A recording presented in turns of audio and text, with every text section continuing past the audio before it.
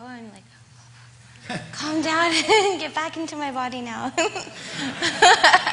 Usually when I play out, the first thing that happens is people scream out, "What's she doing?" You know, I'll play at these rock shows, you know, be on stage, standing completely still, you know, just, and they're like, "What's she doing? What's she doing?" You know, and then I'll just kind of be like, "Woo!" You know, and then they're like, "Whoa!" And it's I'm sure if you're trying to figure out, how does this thing work? Well, what I'm doing is controlling the pitch with my left hand.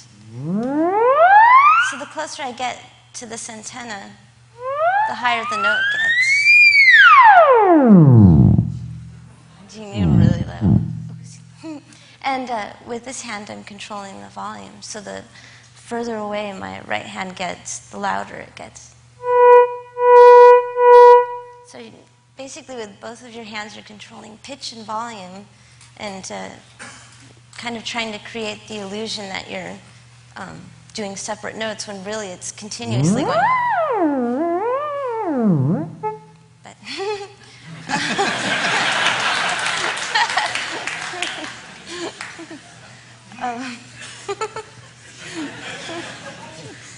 sometimes I startle myself. I'll forget that I have it on, and I'll lean over to pick up something, and then it's like, oh, you know, and it's like a funny sound effect that follows you around if you don't turn the thing off.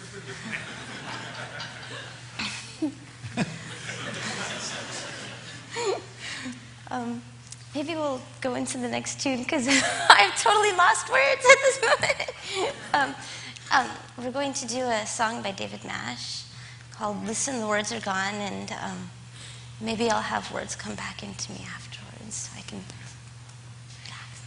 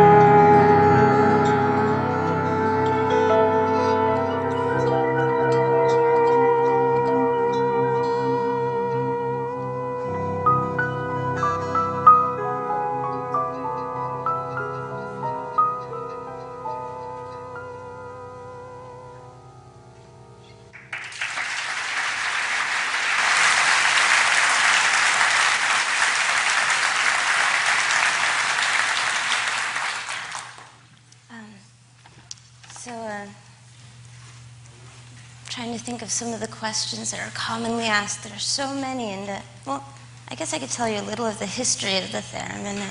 It was invented in around the 1920s, and the inventor, Leon Theremin, he also was a musician besides an inventor. He kind of came up with the idea for making the theremin, I think, when he was working on some shortwave radios, and there'd be that sound in the signal. It's like, and he thought, oh, what if I could control that sound and turn it into an instrument, because there are pitches in it.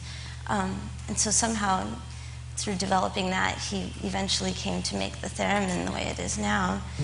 And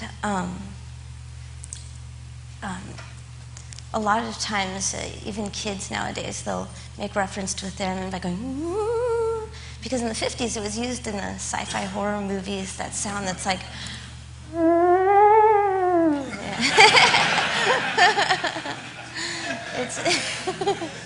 it's kind of a fun, goofy sound to do. And sometimes if I have too much coffee, my vibrato gets out of hand. You're really sensitive to your body and its functions when you're behind this. You have to stay so still if you want to have the most control. It reminds me of the balancing act earlier on, what Michael was doing, because you're fighting so hard to keep the balance with what you're playing with and stay in tune, and at the same time you don't want to focus so much on being in tune all the time. You want to be feeling the music, and then also you're trying to stay very, very, very still, because little movements with other parts of your body will affect the pitch, or sometimes if you're holding a low note, and breathing, will make it. So if I pass out on the next song. But it's definitely, I think of it almost like it's kind of like a yoga instrument, because it makes you so aware of every little crazy thing your body is doing, or just aware of what you don't want it to be doing while you're playing. You don't want to have any sudden movements. And if I go to a club and play a gig, people are like, "Here, have some drinks on us," and it's like, well, I'm about to go on soon. I don't want to be like, and,